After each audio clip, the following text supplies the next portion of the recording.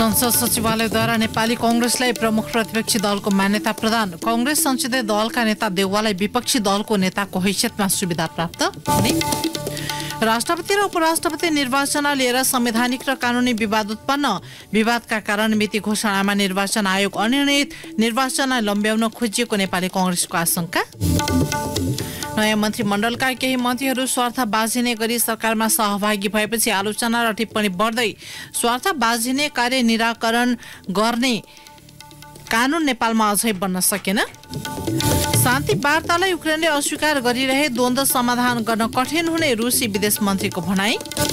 र T20 league क्रिकेटमा match fixing गरेको आरोपमा पूर्व क्रिकेटर महबुब आलम र राष्ट्रिय खेलाडी मोहम्मद आदिल अन्सारी पक्राउ। नमस्कार, कान्तिपुर डायरीका साथमा सुरज र म पार्वता। समाचार अब विस्तारमा। प्रतिनिधि सभा प्रतिपक्षविहीन भएको भन्दै आलोचना भइरहेको बेला संघीय संसद सचिवालयले नेपाली कांग्रेसलाई प्रमुख प्रतिपक्षी दलको मान्यता दिएको छ।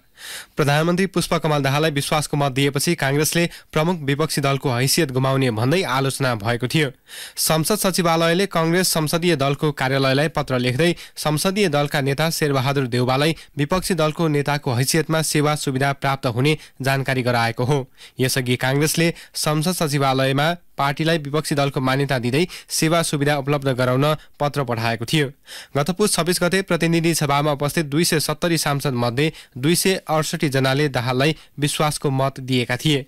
माओवादी केन्द्रका अध्यक्ष दाहालले सत्ता गठबन्धन बाहिरका कांग्रेस, एकीकृत समाजवादी र लोकतान्त्रिक समाजवादी पार्टीको समेत मत पाउनु भएको थियो।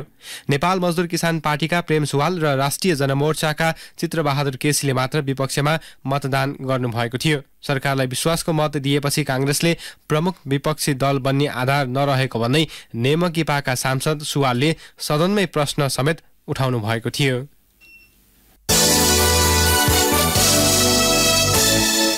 नयाँ मन्त्रीमण्डल गठन, सभामुख उपसभामुख चयन तथा प्रदेश सरकार गठनपछि दलहरूको ध्यान भावी राष्ट्रपति र उपराष्ट्रपति निर्वाचनमा केन्द्रित भएका छन्। तर राष्ट्रपति र उपराष्ट्रपति निर्वाचनको सन्दर्भमा संवैधानिक र कानूनी विवाद उत्पन्न भएको छ।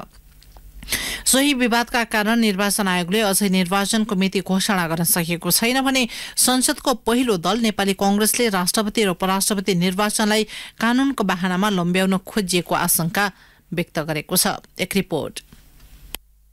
संविधानको धारा 63 को उपधारा 1 मा राष्ट्रपतिको पदावधि निर्वाचन भएको मितिले 5 वर्षको हुने व्यवस्था छ। संविधानलाई आधार मान्ने हो भने राष्ट्रपतिको पदावधि आगामी फागुन 28 गते सकिन्छ। यसका आधारमा राष्ट्रपति तथा उपराष्ट्रपतिको निर्वाचन सम्बन्धी ऐन 2074 अनुसार यही माघ 28 गते भित्र राष्ट्रपतिको निर्वाचन भइसक्नु पर्छ। संविधान अनुरूप पदावधि भएको 1 महिना अघि नै निर्वाचनको मिति घोषणा गर्ने भए पनि त्यस्तो हुन सकेको छैन। संविधान र ऐन बाजिएकाले निर्वाचनको मिति तय गर्ने विषयमा निर्वाचन आयोग अनिर्णित छ। प्रमुख निर्वाचन आयुक्त दिनेश कुमार थपलियाले सरकारसँग छलफल भए पनि कुनै निष्कर्षमा नपुगिएको बताए। पहिले नै हामीले गएर यस संविधानमा यस्तो छ, कानूनमा यस्तो छ, निर्वाचित मिति यति हुन्छ, यसरी त्यो सुरु हुन्छ, यस्तो छ, यो विषय आयोगले 1.5 वर्ष अगाडिदेखि नै सरकारलाई जानकारी गराउँदै आएको हो। अब यसलाई कसो के गर्ने हो हामी चाहिँ अलिकति जानकारी पाऊँ। आयोगले तदनुसार मिति तोकेर अगाडि बढाउँछ र आयोगलाई चाहिँ यो निर्वाचन गर्नलाई 22-25 दिन समय भए पुग्छ। हामीलाई त्यो त धेरै ठुलो लामो समय चाहिँदैन, तर प्रक्रिया त सबै पुर्याउनु पर्छ भन्ने चाहिँ कुरो भएको हो। 15 दिन अगाडि त्यो खाली रहेको राष्ट्रिय सभाको सदस्य उसले भोट हाल्न पाउने भएको हुनाले त्यसको चाहिँ 25 गतेलाई तोकेर अगाडि बढाइयो। अब एकचोटि भेटेर हामी मिति तय गर्छौँ। राष्ट्रपति तथा उपराष्ट्रपतिको निर्वाचन सम्बन्धी ऐन 2074 को दफा 4 को दफा 1 अनुसार निर्वाचन आयोगले राष्ट्रपतिको पदावधि सकिनुभन्दा कम्तीमा 1 महिना अघि नै वा अन्य कुनै कारणले सो पद रिक्त हुन आएमा त्यस्तो पद रिक्त भएको मितिले 1 महिनाभित्र निर्वाचन हुने गरी चुनावको मिति तोकी त्यसको जानकारी नेपाल सरकारलाई दिनुपर्ने व्यवस्था गरिएको छ। संविधानमा यदि राष्ट्रपति निर्वाचित समयमै हुन नसकेको अवस्थामा अर्को राष्ट्रपति निर्वाचित नहुन्जेलसम्म वर्तमान राष्ट्रपति नै कायम रहने व्यवस्था छ। यसरी हेर्दा संविधान र निर्वाचन सम्बन्धी कानून बाजिएको व्याख्या भएका छन्। संविधान र निर्वाचन कानून बाजिदा त्यसको प्रत्यक्ष फाइदा दलहरूले लिने गरेको कानूनका जानकारहरू बताउँछन्। संविधानविद डाक्टर विपिन अधिकारी दलहरूले स्वार्थ सिद्धका लागि संविधान प्रयोग गर्न नमिल्ने भन्दै राष्ट्रपति र उपराष्ट्रपतिको निर्वाचन समयमै विनिमय गर्नुको विकल्प नभएको तर्क गर्छन्। उनी भन्छन्, राष्ट्रपति भनेको देशको ठुलो प्रोटोकल हो, उपराष्ट्रपति भनेको पनि ठुलो प्रोटोकल हो। अब निर्वाचन भनेको जुन दिन म्याद सकिन्छ, कार्यावधि सकिन्छ अहिले वर्तमान राष्ट्रपतिको, त्यही दिन गर्ने भन्ने होइन। त्यस हुनाले कानुनले तपाईँ 1 महिना अगाडि नै गर्न सकिने भनेर भन्नुको तात्पर्य त्यो हो। अब 1 महिना अगाडि जहिले गरे पनि शपथ ग्रहण चाहिँ आउटगोइङ राष्ट्रपति र इन्कमिङ राष्ट्रपतिलाई चाहिँ उचित समय जहिले हुन्छ तहिले गर्नलाई सकिने भयो। अब ठुलो एउटा पदहरूमा निर्वाचन गर्दा यस्तो गर्ने चलन छ, हाम्रो कानुनले पनि त्यसैलाई एडप्ट गरेको हो। कानुन पनि सही छ, खालि प्रवृत्तिको कुरो यहाँ किन निर्वाचन गर्नलाई ढिलाइ हुँदैछ भन्ने कुरो चाहिँ त्यो एकदमै राजनैतिक कुरा भयो। संविधान या कानुनको समस्या एक अर्कासँग बाँधिएको भन्ने जुन कुराहरू चाहिँ आइरहेको छ त्यो चाहिँ गलत हो, त्यस्तो केही छैन। मङ्सिर 4 गते सम्पन्न निर्वाचनपछि संघीय संसदको तेस्रो दल माओवादी केन्द्रका अध्यक्ष पुष्पकमल दाहाल नेतृत्वमा 7 दलीय गठबन्धनले केन्द्र र प्रदेशमा सरकार बनाइसकेको छ भने प्रतिनिधि सभामा सभामुख, उपसभामुख सहित 7 प्रदेशमा मुख्यमन्त्री प्राप्त गरिसकेको छ। अहिले सत्ता घटक एमाले र माओवादी केन्द्रकै राष्ट्रपति र उपराष्ट्रपति छन्। संवैधानिक व्यवस्था अनुरूप 2 कार्यकाल बिताइसकेको अवस्थामा अब देशले नयाँ राष्ट्रपति र उपराष्ट्रपति प्राप्त गर्नेछ। तर चुनावको मिति घोषणा नहुँदा निर्वाचन कानूनलाई बाधक बनाउँदै निर्वाचन लम्ब्याउने चलखेल सुरु भएको भन्दै संघीय संसदको पहिलो दल नेपाली कांग्रेस सशंकित बनेको छ। कांग्रेस प्रवक्ता डाक्टर प्रकाश शरण महलले कानूनलाई बाधक ठानेर राष्ट्रपति निर्वाचन लम्ब्याउन खोजिए मान्य नहुने बताए। उनले भने, कानूनी ऐनमा कुनै समस्याहरू छन् भने ती कुराहरूलाई पनि समयमै त्यसलाई समाप्त पारेर निर्वाचन प्रक्रियालाई अगाडि बढाउने काममा सरकारको गम्भीर ध्यानाकर्षण गराएको छ। त्यस्तै निर्वाचन आयोगको पनि गम्भीर ध्यानाकर्षण गराएको छ। यो फागुन 29 गतेबाट पनि उता लाने जुन चाहिँ प्रयासहरू चाहिँ हुन थालेका छन्, त्यस्तो किसिमको चर्चाहरू हुन थालेका छन्, त्यसलाई चाहिँ हामी कुनै हालतमा पनि स्वीकार गर्दैनौँ। सत्तारूढ गठबन्धनको मुख्य घटक नेकपा एमाले राष्ट्रपति र उपराष्ट्रपति निर्वाचन विधि र कानूनमा विवाद गर्न नपर्ने बताएको छ। सो पार्टीका उपाध्यक्ष युवराज ग्यालीले निर्वाचन पर धकेल्ने विषयमा पार्टीको कुनै आशय व्यक्त नभएको बताए। उनले भने, त्यसरी पछाडि धकेल्नु पर्ने आवश्यकता पनि छैन। नियमले कानूनले जे मिल्छ त्यही गर्नुपर्छ।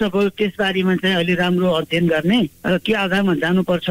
पार्टीले चाहिँ कुनै पछि धकेल्ने भन्ने कुनै योजना, नीति, निर्णय त्यस्तो केही छैन। यसअघि स्थानीय तह निर्वाचन, प्रतिनिधि सभा र प्रदेश सभाको निर्वाचन मिति घोषणा तथा संसदको कार्यकाल बारे समेत विवाद उत्पन्न भएका थिए। अहिले फेरि राष्ट्रपति र उपराष्ट्रपति निर्वाचनको सन्दर्भमा देखिएको कानूनी र संवैधानिक विवादको निरूपण कसरी हुने हो त्यो भने हेर्न बाँकी छ। रेडियो कान्तिपुरका लागि सन्तोष गन्धर्व। यसैबीच नेपाली कांग्रेसले राष्ट्रपति र उपराष्ट्रपति निर्वाचनमा उम्मेदवारी दिने तयारी सहित सबै दलहरूसँग छलफल गर्ने रणनीति बनाएको छ। पदाधिकारी र पूर्व पदाधिकारीहरूसँग आज बसेको बैठकबाट राष्ट्रपति निर्वाचनमा उम्मेदवारी दिनका लागि दलहरूसँग परामर्श गर्ने निर्णय गरेको नेताहरूले बताएका छन्। वर्तमान सत्ता गठबन्धनबीच सहमति हुँदा राष्ट्रपति र उपराष्ट्रपति चयनका लागि आवश्यक बहुमत कांग्रेसको पक्ष नभए पनि उसले दलहरूसँग सहमति खोज्ने नीति लिएको हो।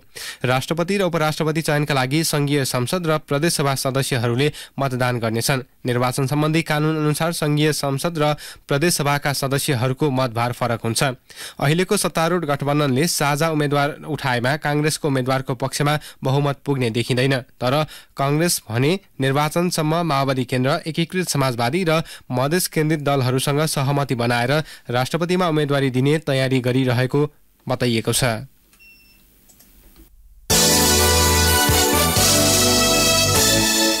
अब कान्तिपुर सविस्तार। कान्तिपुर सविस्तार। सामान्य अर्थमा सार्वजनिक पद धारण गरेका व्यक्ति कुनै पेशा व्यवसायमा रहँदा आफ्ना पदबाट प्रभावित भएर व्यक्तिगत लाभ लिएको खण्डमा त्यसलाई स्वार्थ बाँचिने कार्यको रूपमा व्याख्या गरिन्छ।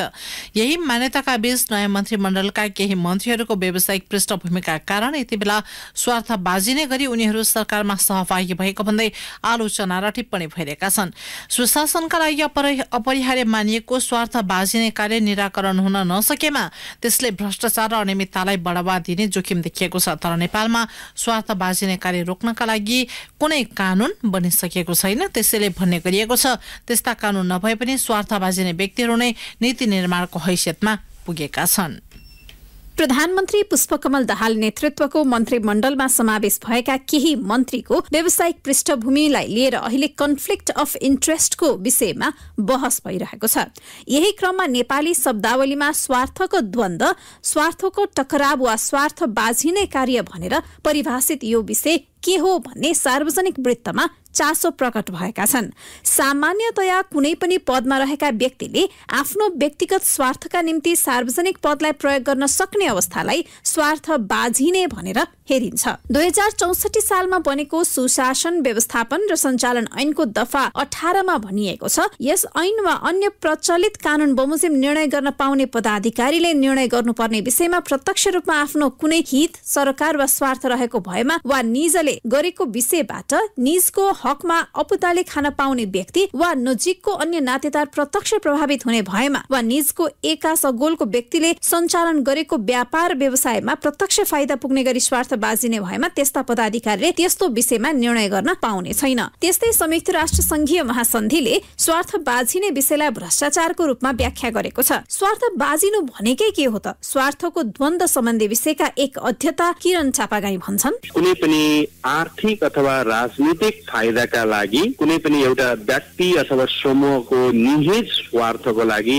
कुनै पनि निर्णय गरिन्छ भने हामीले स्वार्थको द्वन्द्व भनेर बुझिन्छ। यद्यपि स्वार्थको द्वन्द्व यो अवस्थामा हुँदैन जब कुनै पनि निर्णय गर्दाखेरि निष्पक्ष नभए तापनि एकदम अलिकति लार्जर इन्ट्रेस्टलाई सर्भ गर्छ भने त्यसलाई चाहिँ फेरि स्वार्थको द्वन्द्व भनिँदैन, हैन। यदि कुनै पनि निर्णय गर्दाखेरि अथवा नीति बनाउँदाखेरि कुनै एउटा सीमित स्वार्थी समूहको राजनीतिक र आर्थिक भनौँ न लाभको लागि गरिन्छ र जसको कारणले अरूलाई हानि हुन्छ भने त्यसलाई स्वार्थको द्वन्द्व भनेर बुझ्नुपर्छ। नेपालमा स्वार्थ बाझिने कार्य रोक्न अहिलेसम्म स्पष्ट कानून बनेको छैन। प्रतिनिधि सभा नियमावली र राष्ट्रिय सभा नियमावलीमा स्वार्थको द्वन्द्वको व्यवस्थापनको प्रयास गरिएको छ। त्यस्तै न्याय परिषद ऐनले पनि न्यायाधीशको कार्य सम्पादनको सन्दर्भमा स्वार्थ व्यवस्थापनको विषय उल्लेख गरेको छ। कानूनको अभावमा स्वार्थ बाझिने कार्यलाई कसरी न्यूनीकरण गर्न सकिन्छ भन्ने प्रश्न उठेको छ। अझ भन्ने हो भने स्वार्थ बाझिने विषयमा नेपालमा कानूनी परिभाषा नै छैन। कानूनका जानकारहरूले आवश्यक दबाव सृजना गर्न सके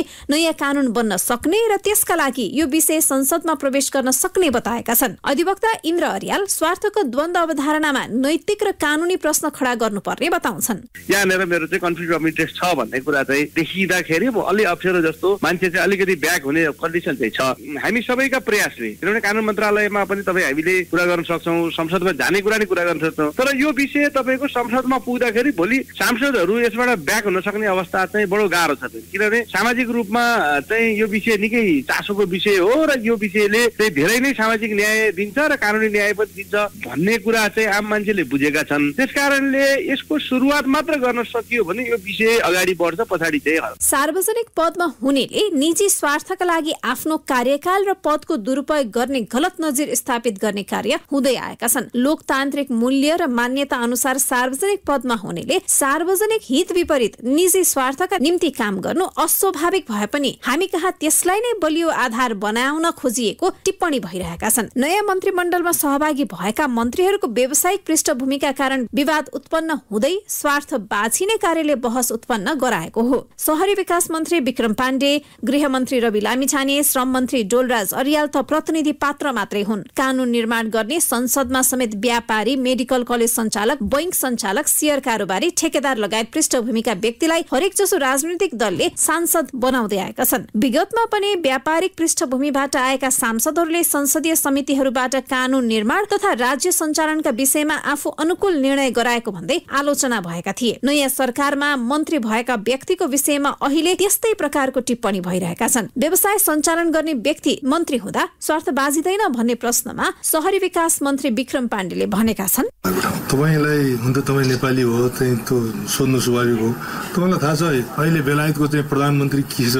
तपाईँले थाहा हुनु भएको छ? ऊ सायद बेलायतको सबभन्दा धेरै किसिमको बिजनेस गर्ने बिजनेसम्यान हो त्यहाँको प्रधानमन्त्री। किनभने उसले त्यही जानेको छ, त्यसले गर्दाखेरि उसलाई चाहिँ त्यो देशले उसलाई जिम्मेवारी लगाएको। र मलाई विश्वास छ यो ठाउँमा आएर मैले देश र चाहिँ जनताको लागि धेरै काम गर्न सक्छु भन्ने कुरो मलाई थाहा छ। किनभने यहाँ किन काम भइराखेको छ र मलाई थाहा थाहा छ। त्यसले गर्दा म यहाँ कुनै व्यवसाय र पदमा रहँदैमा स्वार्थबाजी नै नभई सार्वजनिक पदमा रहिसकेपछि त्यसबाट व्यक्तिगत र अनुचित फाइदा लिने हकमा समस्या हुने गरेको छ। त्यसैले स्वार्थबाजी नै पदमा व्यक्ति स्वयं संलग्न नहुने अवस्थामा त्यस्तो विवाद हट्न सक्ने देखिएको छ। त्यसैले कानुनी प्रबन्ध गरी स्वार्थबाजी नै कार्यलाई न्यूनीकरण गर्न सकिने विज्ञहरूले बताए। अन्य देशको उदाहरण दिँदै अध्येता चापागाईले भने, विकसित देशहरूले स्वार्थको द्वन्द्वको व्यवस्थापन सम्बन्धी भ्रष्टाचारको रूपबाट परिभाषा गरिएको छ। असल अभ्यासलाई हेर्ने हो भने स्वार्थको द्वन्द्व भनेको एउटा फौजदारी अपराध हो। हामीले अहिले नैतिकतासँग मात्रै जोडिएका छौँ। राजनीतिक भ्रष्टाचारलाई यदि रोक्ने हो भने हामीले पनि स्वार्थको द्वन्द्वलाई चाहिँ एउटा फौजदारी अपराध मानेर नयाँ संरचना पनि आवश्यक पर्ने स्थिति देखिन्छ। भनिन्छ स्वार्थको द्वन्द्व सम्बन्धी छुट्टै कानून नभए पनि हितबाजी नै व्यक्तिलाई सार्वजनिक जिम्मेवारी नसुम्पिनु सामान्य विधि शास्त्रीय मान्यता हो। तर नेपालमा त्यस्तो हुन सकेको छैन। कोही निश्चित व्यक्ति सांसद वा मन्त्री भएपछि कन्फ्लिक्ट अफ इन्ट्रेस्टलाई लिएर चिन्ता व्यक्त भएका होइनन्, बरु उनीहरूको पेशागत आबद्धता र उनीहरूको जिम्मेवारी निर्वाह गर्ने सार्वजनिक भूमिका बीच टकराव हुने भएकाले यसलाई सच्याउनु पर्ने अवस्था हो। अन्यथा यो उनीहरूका लागि नैतिक प्रश्न त हुँदै हो, त्यसमाथि सुशासन कायम हुनुपर्ने र भ्रष्टाचार अन्त्य गर्नुपर्ने आम अपेक्षा माथिको प्रहार समेत हो। रेडियो कान्तिपुरका लागि दिवा भट्टराई। अब बाँकी प्रसंग। प्रधानमन्त्री पुष्पकमल दाहालले प्रदेशका मन्त्रालयको संख्या घटाउन र खर्चभार कटौती गर्न प्रस्ताव गरिसकेको बताउनु भएको छ। बालवाटार स्थित प्रधानमन्त्री निवासमा आज सुदूरपश्चिम प्रदेशका मुख्यमन्त्री राजेन्द्र सिंह रावलको नेतृत्वमा प्रदेशका मन्त्री, सांसद र नेताहरूसँगको भेटमा उहाँले केही प्रदेशमा मन्त्रालयको संख्या घटाइएको बताउनुभयो। प्रदेशका संरचना भद्दा हुँदा प्रशासनिक खर्च बढेको, वित्तीय सुशासन कायम हुन नसकेको जनगुनासोबारे सचेत रहेको भन्दै उहाँले यसलाई पारदर्शी र मितिव्ययी बनाउन जरुरी भएको बताउनुभयो। सत्तारूढ दलको बैठकमा प्रदेशलाई चुस्त बनाउने र वित्तीय सुशासन कायम गर्ने विषय प्रस्ताव गरिएको भन्दै उहाँले त्यसमा एमाले अध्यक्ष केपी शर्मा ओली लगायत नेताहरू सहमत हुनुभएको जानकारी दिनुभयो। प्रदेशले नीतिगत र स्थानीय साधन स्रोतको अधिकतम परिचालनमा प्रतिस्पर्धा गर्नुपर्ने प्रधानमन्त्री दाहालले बताउनुभयो। यसैबीच गण्डकी प्रदेश सरकारले मन्त्रालयको संख्या घटाउने निर्णय गरेको छ। प्रदेश सरकारको आज बसेको मन्त्री परिषद बैठकले मुख्यमन्त्री तथा मन्त्री परिषदको कार्यालय सहित 12वटा रहेका मन्त्रालयको संख्या घटाएर 7मा झारिने मन्त्री पञ्चराम गुरुङले जानकारी दिनुभयो। मुख्यमन्त्री खगराज अधिकारीले नियुक्ति भएकै दिन मन्त्रालयको संख्या घटाउने घोषणा गर्नुभएको थियो। मुख्यमन्त्रीको निवासमा हिजो साँझ बसेको सत्ता गठबन्धनको बैठकले मन्त्रालयको संख्या घटाउने सहमति भएको थियो। मन्त्रालय कुन कुन बनाउने भन्ने विषयमा टुङ्गो लाग्न बाँकी रहेको मन्त्री गुरुङले बताउनुभयो।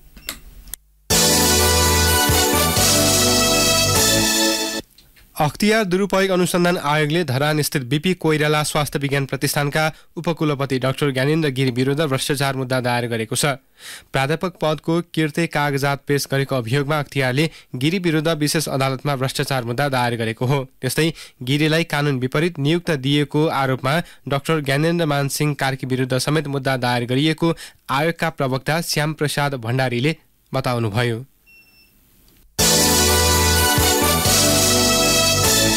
अब केही समाचार संक्षेपमा। प्रतिनिधि सभाकी उपसभामुखी इन्दिरा राणा मगरले पद तथा गोपनीयताको शपथ ग्रहण गर्नुभएको छ। सभामुख देवराज घिमिरेले आज राष्ट्रपति विद्यादेवी भण्डारीको उपस्थितिमा उपसभामुख राणा मगरलाई शपथ ग्रहण गराउनु भएको हो। संस्कृति पर्यटन तथा नागरिक उड्डयन मन्त्री सुदन किरातीले आफ्ना जहाजहरूको रिपोर्ट हरेक दिन मन्त्रालयमा पेश गर्न नेपाल वायुसेवा निगमलाई निर्देशन दिनुभएको छ। निगम व्यवस्थापनले आयोजना गरेको स्वागत कार्यक्रममा मन्त्री किरातीले निगमका जहाजको रिपोर्ट आफूलाई हरेक दिन बुझाउन निगमका पदाधिकारीलाई निर्देशन दिनुभएको हो। प्रधानमन्त्री पुष्पकमल दाहालको प्रमुख राजनैतिक सल्लाहकारमा हरिबोल गजुरेल नियुक्त हुनुभएको छ। प्रधानमन्त्री दाहालले प्रमुख राजनैतिक सल्लाहकारमा पार्टीका उपमहासचिव गजुरेललाई नियुक्त गर्नुभएको हो।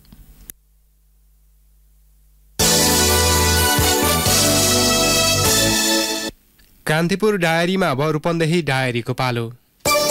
रूपन्देही डायरीबाट अमृता अनमोलको नमस्कार। रूपन्देहीमा गहुँका नयाँ जातका बिउ अनुसन्धान गरी उत्पादन बढाउन राष्ट्रिय गहुँबाली अनुसन्धान कार्यक्रम सञ्चालनमा आएको छ। यस अनुसन्धान कार्यक्रमले 2032 सालदेखि अहिलेसम्म 54वटा नयाँ जातको बिउ सिफारिस गरे पनि किसानले प्रयोग गर्न पाएका छैनन्। सरकारले अपनत्व नलिँदा वैज्ञानिकले अनुसन्धान गरी सिफारिस गरेका धेरै बिउ किसानमाझ पुग्न नसकेको अनुसन्धान कार्यक्रमका संयोजक रोशन बस्नेतले बताउनुभयो। नेपालमा हाल वार्षिक 21,27,276 मेट्रिक टन गहुँ उत्पादन हुने गरेको छ।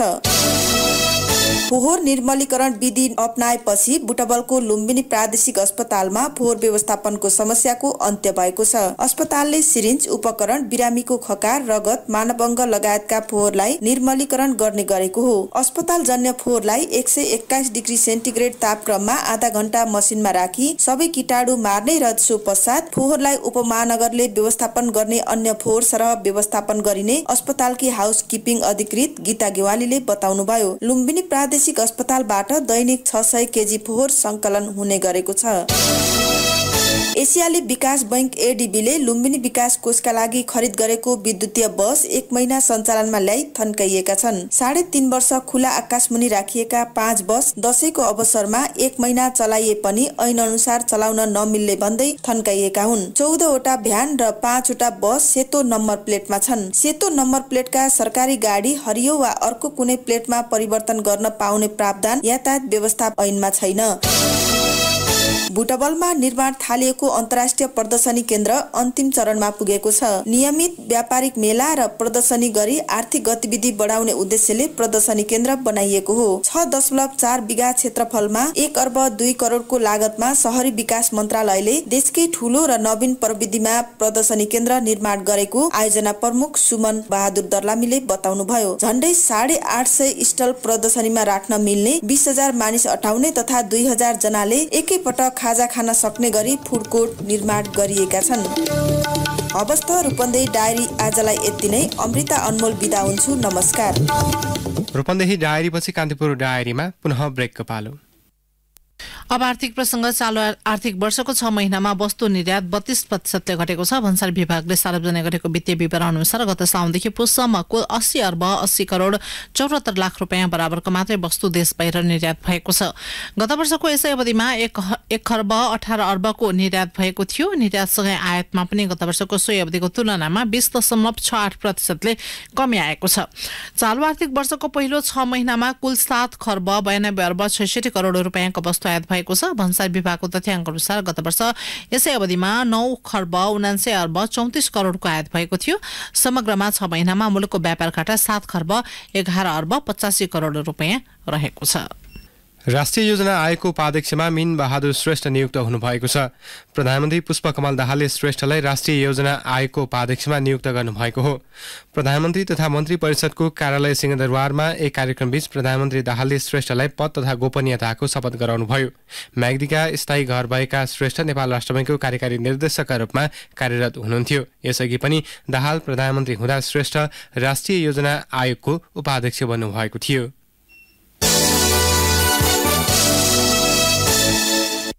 अब अन्तर्राष्ट्रिय प्रसंग। रूसी विदेश मन्त्री सर्गेई लाभ्रोभले शान्ति वार्तालाई युक्रेनले अस्वीकार गरिरहे द्वन्द्व समाधान गर्न कठिन हुने बताउनु भएको छ। दक्षिण अफ्रिकाको भ्रमणका क्रममा पत्रकार सम्मेलन गर्दै लाभ्रोभले शान्ति वार्ताका लागि युक्रेनले ढिलाइ गरिरहेको बताउनु भएको अल जजिराले जनाएको छ।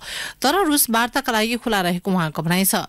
युक्रेन र अमेरिका युद्ध अन्त्य गर्न गम्भीर नरहेको पनि लाभ्रोभको आरोप छ। युक्रेनमा रूसको आक्रमण र रूसप्रति पश्चिमा मुलुकको पछिल्लो व्यवहारलाई लिएर वार्ता गर्न लाभ्रोभ दक्षिण अफ्रिका पुग्नु भएको छ। लाभ्रोभको सो भ्रमणलाई लिएर युक्रेनले पनि आपत्ति जनाएको छ। यसैबीच जर्मनीका विदेश मन्त्री एनालेना भेडवकले युरोपेली संघसँग आबद्ध मुलुक र तिनका साझेदारहरूले रूसमाथि जित सुनिश्चित गर्न युक्रेनका लागि सक्दो प्रयास गर्नुपर्ने बताउनु भएको छ।